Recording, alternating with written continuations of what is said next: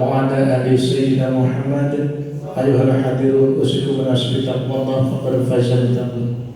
فقال الله تعالى في القرآن الكريم: أعوذ بالله من الشيطان الرجيم وإذ تأذن ربكم لئن شكرتم لأزيدنكم ولئن كفرتم من عذاب لشديد.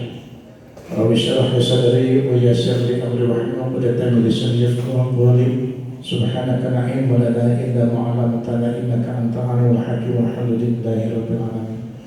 Bersalawat dulu yuk. Siap? Saya dulu ya.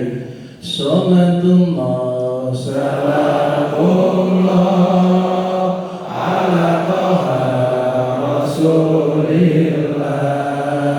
Salatullah salamullah ala yasin habibillah. Sekali lagi. Salatullah salamullah ala taha rasulillah. Salatullah salamullah ala yasin habibillah. Tawassalna bismillah wa bil hadi rasulillah wa kulli mujahidin ya Allah. Salatullah salamullah ala rasulillah.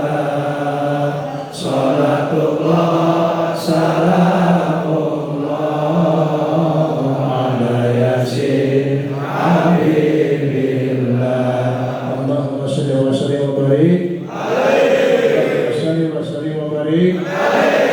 Allahumma shalli wa sallim wa barik. Alhamdulillah. Insyaallah saya kupas tentang keutamaan di bulan puasa. Puasa itu adalah puasa yang ibadah sir. Ibadah apa? Sir itu rahasia. Tidak ada satu orang pun yang tahu terkecuali dirinya dan Allah Subhanahu wa taala.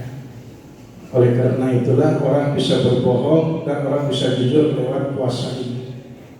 Orang yang insya Allah puasanya baik, benar, sesuai dengan aturan iman dan ikhlas, maka orang tersebut dijamin oleh Allah masuk surga.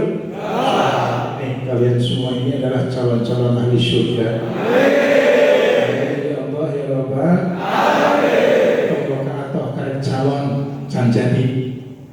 Caranya laksanakan perintah Allah, jauhi larangan Allah, maka insya Allah akan terjadi. Man shoma Ramadhana imanan wa ihtisaban ghufira lahu ma taqaddama min dhanbi.